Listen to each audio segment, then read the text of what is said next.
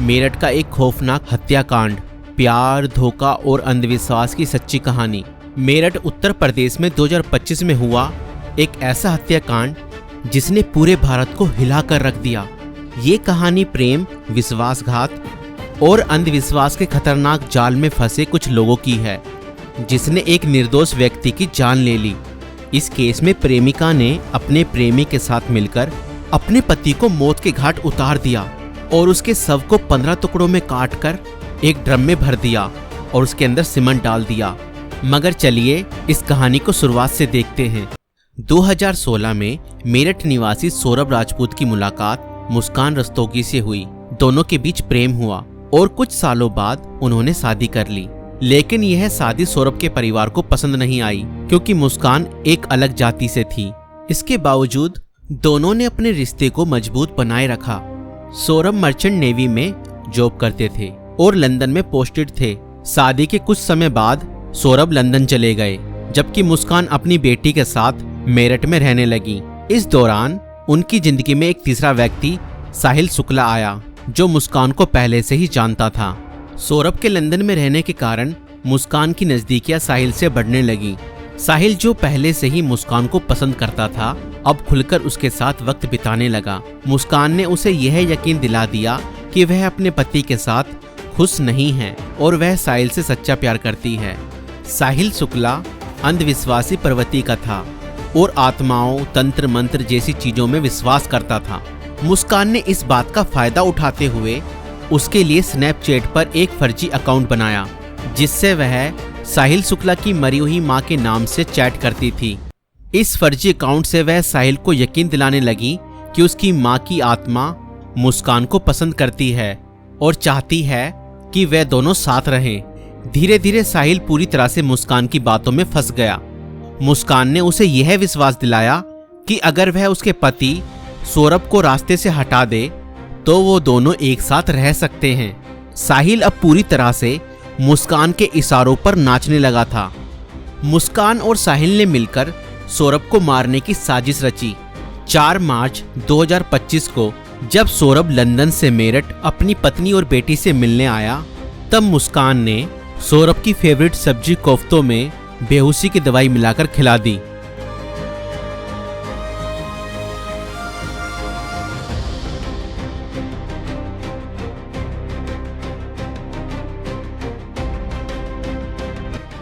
और जब सौरभ बेहोशी की हालत में बिस्तर पर पड़ा था, तब मुस्कान ने अपने दोस्त साहिल को बुला लिया और रसोई में जाकर वो बड़ा और धारदार चाकू ले आई, जो मुस्कान और साहिल ने पहले से ही प्लानिंग करके खरीदे हुए थे।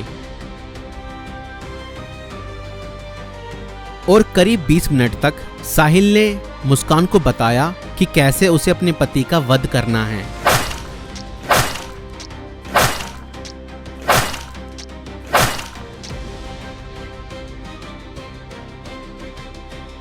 और फिर उसके बाद मुस्कान और साहिल ने सोते हुए सौरभ पर हमला किया और उसके हृदय पर 3 बार वार किए।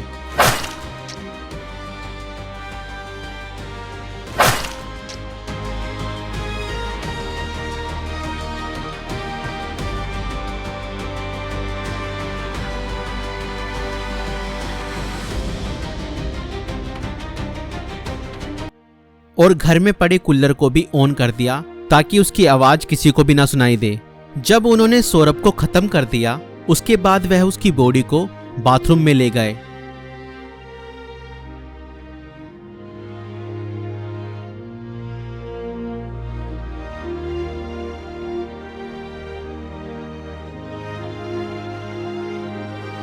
और उसके शरीर को 15 टुकड़ों में बांट दिया।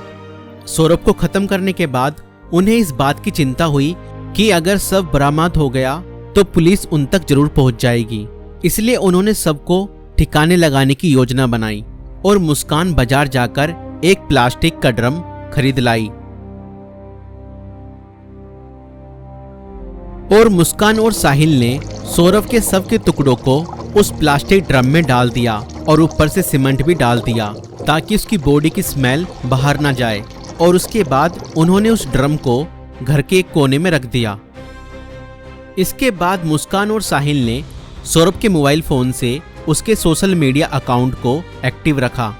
उन्होंने सौरभ के अकाउंट से हिमाचल प्रदेश की शिमला की तस्वीरें और स्टोरीज पोस्ट की ताकि लोगों को लगे कि वह घूमने गया है। उन्होंने उसकी फैमिली और दोस्तों को यह यकीन दिलाने की कोशिश की कि सौरभ जिंदा है और बाहर यात्रा कर रहा है। इस दौरान मुस्कान और साहिल खुद भी शिमला घूमने चले गए ताकि अगर कोई लोकेशन ट्रैक करे तो किसी को शक ना हो, लेकिन किसी भी अपराधी की तरह वह भी ज्यादा समय तक बच नहीं पाए। सौरभ के परिवार ने जब उससे संपर्क करने की कोशिश की और कोई जवाब नहीं मिला तो उन्हें शक हुआ। परिवार ने मेरठ पुलिस में गुमशुदा की रिपोर्ट दर्ज कराई।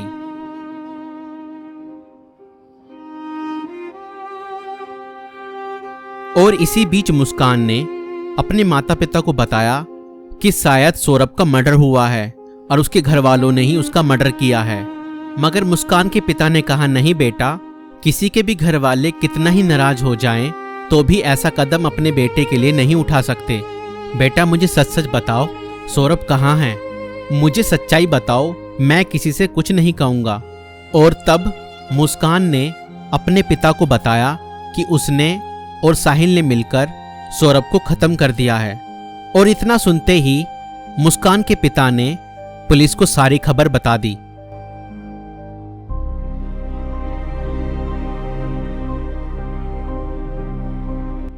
और पुलिस ने तुरंत मुस्कान और साहिल को गिरफ्तार किया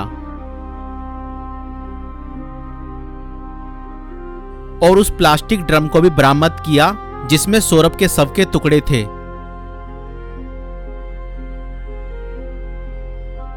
उस प्लास्टिक ड्रम को काटा गया और सौरभ के शरीर के टुकड़ों को बरामद किया गया। इस खौफनाक हत्या मिस्ट्री का अंत पुलिस द्वारा हत्यारों की गिरफ्तारी के साथ हुआ। पुलिस ने मुस्कान और साहिल को गिरफ्तार कर लिया। दोनों पर हत्या, साजिश और शव को छुपाने के गंभीर आरोप लगाए गए। दोस्तों, ये घटना हमें यह सिखाती है कि अंधविश्वास का अंजाम बहुत बुरा और भयानक होता है। साहिल ने अपनी मां की आत्मा के नाम पर बनाए गए एक फर्जी अकाउंट पर भरोसा किया और हत्या जैसा अपराध कर दिया। और गलत संबंध और रिश्तों का अंजाम बहुत बुरा ही होता है। मुस्कान ने अपने फायदे के लिए साहिल को मानसिक रूप से कंट्रोल किया और हत्या तक करवा दी।